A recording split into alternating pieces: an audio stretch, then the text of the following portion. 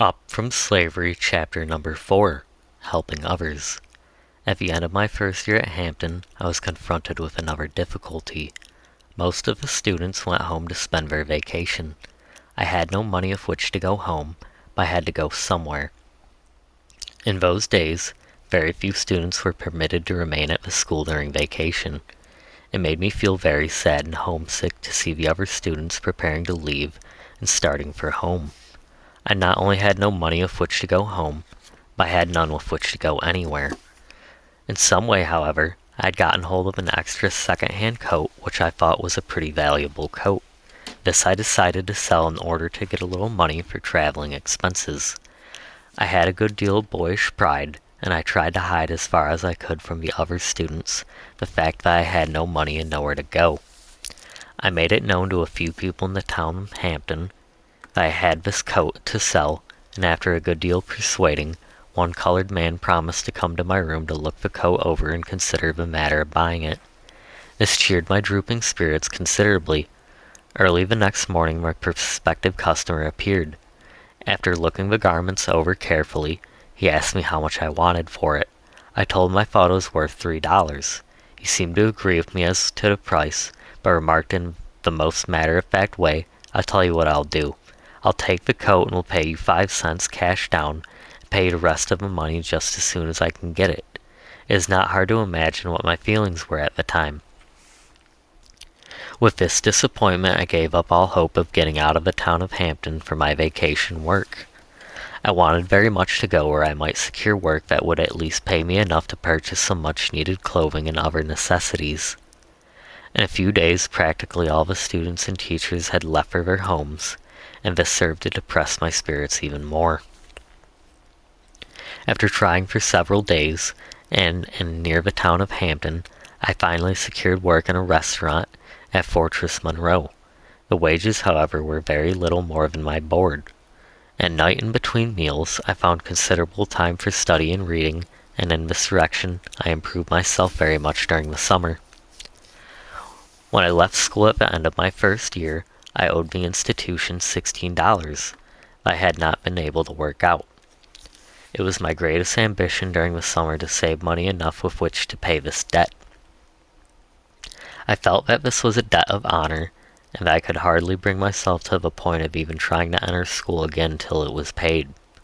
I economized in every way what I could think of, did my own washing, and went without necessary garments, but still I found my summer vacation ending, and I did not have the $16.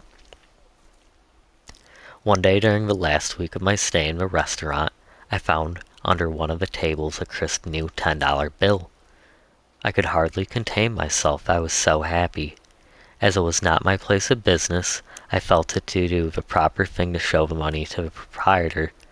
This I did.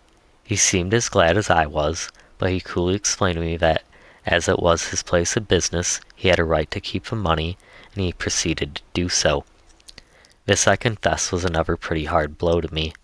I will not say that I became discouraged, for as I now look over my life, I do not recall that I ever became discouraged over anything that I set out to accomplish.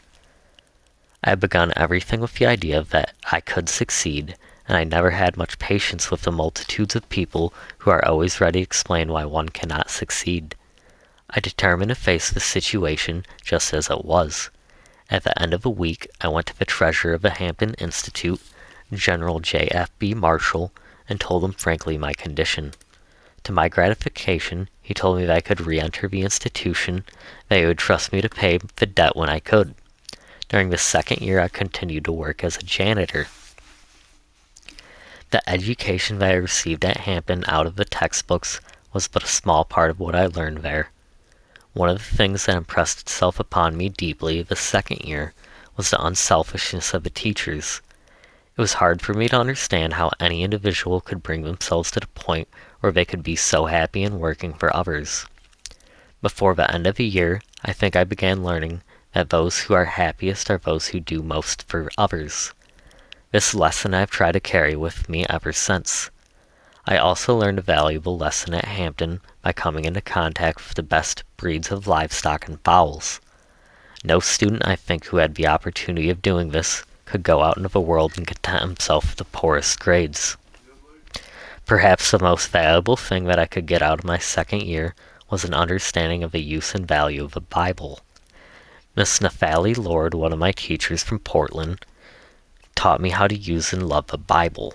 Before this, I had never cared a great deal about it, but now I learned to love to read the Bible, not only for the spiritual help which it gives, but on account of it as literature. The lessons taught me in this respect took such a hold upon me that at the present time, when I am at home, no matter how busy I am, I always make it a rule to read a chapter or a portion of a chapter in the morning before beginning the work of the day.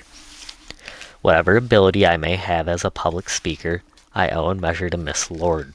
When she found out that I had some inclination in this direction, she gave me private lessons in a matter of breathing, emphasis, and articulation. Simply to be able to talk in public for the sake of talking has never had the least attraction to me. In fact, I consider that there is nothing so empty and unsatisfactory as mere abstract public speaking. But from my early childhood, I have had a desire to do something to make the world better, and then to be able to speak to the world about that thing. The debating societies at Hampton were a constant source of delight to me. These were held on Saturday evening, and during my whole life at Hampton, I do not recall that I missed a single meeting. I not only attended the weekly debating society, but was instrumental in organizing an additional society. I noticed that between the time when supper was over and the time to begin evening study, there were about 20 minutes with which this young man usually spent in idle gossip. About 20 of us formed a society for the purpose of utilizing this time in debate or in practice in public speaking.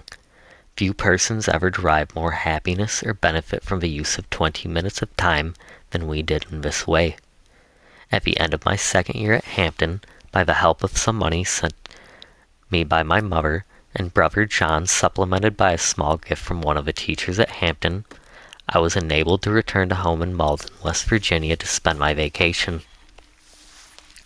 When I reached home, I found that the salt furnaces were not running, and that the coal mine was not being operated on account of the miners being out on strike. This was something which it seemed usually occurred whenever the men got 2 or 3 months ahead in their savings. During the strike, of course, they spent all that they had saved, and would often return to work in debt at the same wages, or would move to another mine at considerable expense. In either case, my observations convinced me that the miners were worse off at the end of the strike. Before the days of strike in that section of the country, I knew miners who had considerable money in the bank, but as soon as the professional labor agitators got control, the savings of the more thrifty ones began disappearing.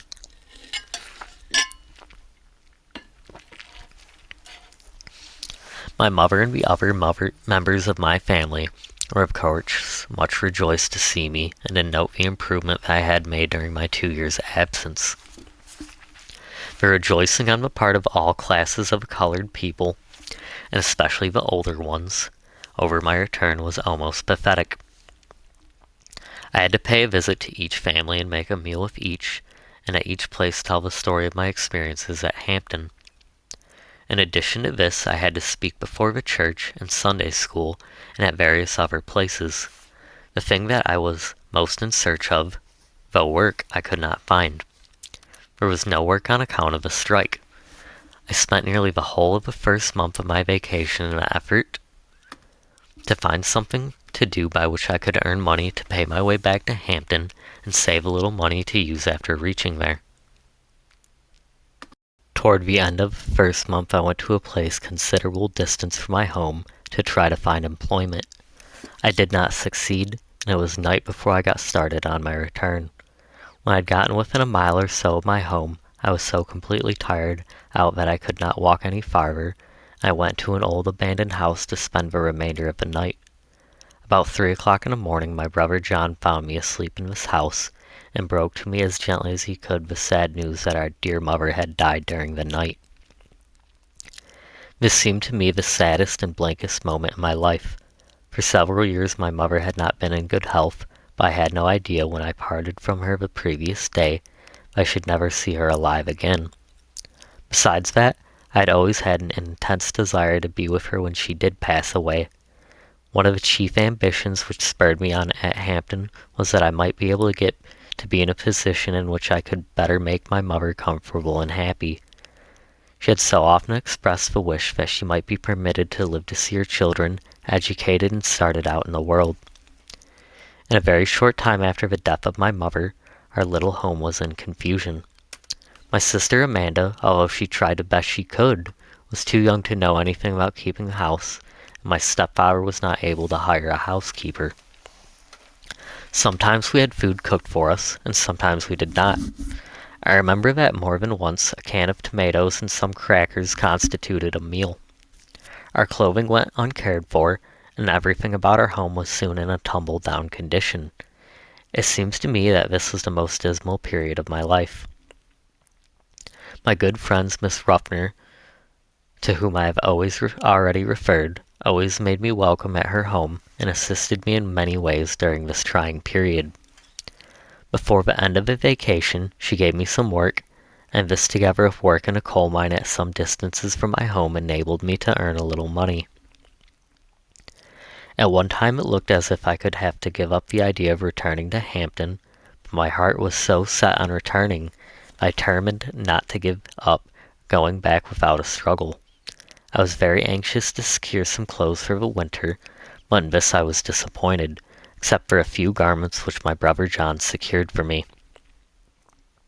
Notwithstanding my need of money and clothing, I was very happy in the fact that I had secured enough money to pay my traveling expenses back to Hampton. Once there, I knew that I would make myself so useful as a janitor that I could in some way get through the school year. 3 weeks before the first time of the opening of the term at Hampton, I was pleasantly surprised to receive a letter from my good friend, Miss Mary F. Mackey, the lady principal, asking me to return to Hampton 2 weeks before the opening of the school, in order that I might assist her in cleaning the building and getting things in order for the new school year. This was just the opportunity I had wanted. It gave me a chance to secure credit in the treasurer's office. I started for Hampton at once. During these 2 weeks I was taught a lesson which I shall never forget. Miss Mackey was a member of one of the oldest and most cultured families of the North, and yet for 2 weeks she worked by my side cleaning windows, dusting rooms, putting beds in order and whatnot. She felt that things would not be in condition for the opening of the school unless every window pane was perfectly clean, and she took the greatest satisfaction in helping to clean them herself. The work which I have described she did every year that I was at Hampton. It was hard for me at this time to understand how a woman of her education and social standings could take such delight in performing such service, in order to assist in the elevation of an unfortunate race. Ever since then, I had no patience with any school for my race in the South which did not teach its students the dignity of labor. During my last year at Hampton, every minute of my time that was not occupied with my duties as janitor was devoted to hard study. I was determined, if possible, to make such a record in my class as would have placed me on the honor roll of commencement speakers. This I was successful in doing. It was June of 1875 when I finished the regular course of study at Hampton. The greatest benefits that I got out of my life at the Hampton Institute, perhaps, may be classified under 2 heads. First was contact with a great man, General S.C. Armstrong, who I repeat was, in my opinion, the rarest, strongest, and most beautiful character that has ever been my privilege to meet. Second, at Hampton, for the first time, I learned what education was expected to do for an individual. Before going there, I had a good deal of a then rather prevalent idea among our people that to secure an education meant to have a good, easy time, free from all necessity of manual labor. At Hampton, I not only learned that it was not a disgrace to labor, but learned to love labor, not alone for its financial value, but for labor's own sake and for the independence and self-reliance which the ability to do something which the world wants done brings. At that institution, I got my taste of what it meant to live a life of unselfishness. My first knowledge of the fact that the happiest individuals are those who do the most to make others useful and happy. I was completely out of money when I graduated. In company of other Hampton students, I secured a place as a table waiter in a summer hotel in Connecticut and managed to borrow enough money with which to get there. I had not been in this hotel long before I found out that I knew practically nothing about waiting on a hotel table. The head waiter, however, supposed that I was an accomplished waiter. He soon gave me charge of a table at which there sat 4 or 5 wealthy and rather aristocratic people. My ignorance of how to wait upon them was so apparent that they scolded me in such a severe manner that I became frightened and left their table, leaving them sitting there without food. As a result of this, I was reduced from the position of waiter to that of a dish carrier. But I determined to learn the business of waiting, and did so within a few weeks, and was restored to my former position. I have had the satisfaction of being a guest in this hotel several times since I was a waiter here. At the close of the hotel season, I returned to my former home in Malden, and was elected to teach the colored school at that place. This was the beginning of one of the happiest periods of my life. I now felt that I had the opportunity to help the people of my hometown to a higher life. I felt from the first that the mere book education was not all the young people of that town needed. I began my work at 8 o'clock in the morning, and as a rule, it did not end until 10 o'clock at night. In addition to the usual routine of teaching, I taught the pupils to comb their hair and to keep their hands and faces clean, as well as their clothing. I gave special attention to teaching them the proper use of a toothbrush and the bath.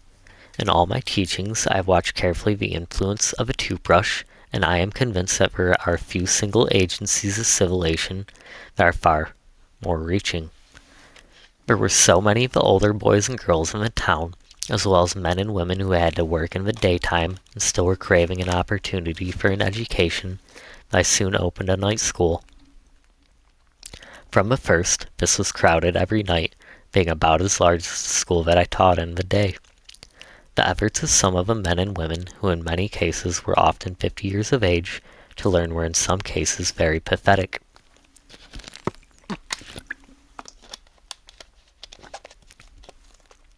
My day and night school work was not all that I undertook. I established a small reading room and a debating society. On Sundays, I taught 2 Sunday schools, one in the town of Malden in the afternoon, and the other in the morning at a place 3 miles distant from Malden. In addition to this, I gave private lessons to several young men whom I was fitting to send to the Hampton Institute. Without regard to pay, with little thought of it, I taught anyone who wanted to learn anything that I would teach him. I was supremely happy in the opportunity of being able to assist somebody else. I did receive, however, a small salary from the public fund for my work as a public school teacher. During the time that I was a student at Hampton, my older brother John not only assisted me all that he could, but worked all of the time in the coal mines in order to support the family. He willingly neglected his own education that he might help me. It was my earnest wish to help him to prepare to enter Hampton and to save money to assist him in his expenses there. Both of these objects I was successful in accomplishing. In 3 years, my brother finished the course at Hampton. He is now holding the important position of Superintendent of Industries at Tuskegee. When he returned from Hampton, we both combined our efforts and savings to send our adopted brother James for the Hampton Institute. This we succeeded in doing. He is now the postmaster at the Tuskegee Institute. The year 1877, which was my second year of teaching in Malden, I spent very much as I did the first. It was while my home was at Malden that what was known as the Ku Klux Klan was in the heights of its activity. The Ku Klux were bands of men who had joined themselves together for the purpose of regulating the conduct of the colored people, especially with the object of preventing the members of a race from exercising any influence in politics. They correspond somewhat to the patrollers of whom I used to hear a great deal during the day of slavery when I was a small boy. The patrollers were bands of white men usually young men, who were organized largely for the purpose of regulating the conduct of the slaves at night in such matters as preventing the slaves from going from one plantation to another without passes, and for preventing them from holding any kind of meetings without permission and without the presence at these meetings of at least one white man. Like the patrollers, the Ku Klux Klan operated almost wholly at night. They were, however, more cruel than the patrollers. Their object in the main were to crush out the political aspirations of the Negroes. But they did not confine themselves to this. The schoolhouses as well as churches were burned by them, and many innocent persons were made to suffer. During this period, not a few colored people lost their lives. As a young man, the acts of these lawless bands made a great impression upon me. I saw one open battle take place at Malden between some of the colored and white people. There must have been not far from 100 persons engaged on each side. Many on both sides were seriously injured. Among them, General Lewis Ruffner, the husband of my friend, Miss Viola Ruffner. General Ruffner tried to defend the colored people, and for this he was knocked down and so seriously wounded that he never completely recovered. It seemed to me as I watched the struggle between members of the two races that there was no hope for our people in this country. The Ku Klux period was, I think, the darkest part of the Reconstruction days. I've referred to this unpleasant part of the history of the South simply for the purpose of calling attention to the great change that has taken place since the days of the Ku Klux. Today, there are no such organizations in the South, and the fact that such ever existed is almost forgotten by both races. There are few places in the South now where public sentiment would permit such organizations to exist.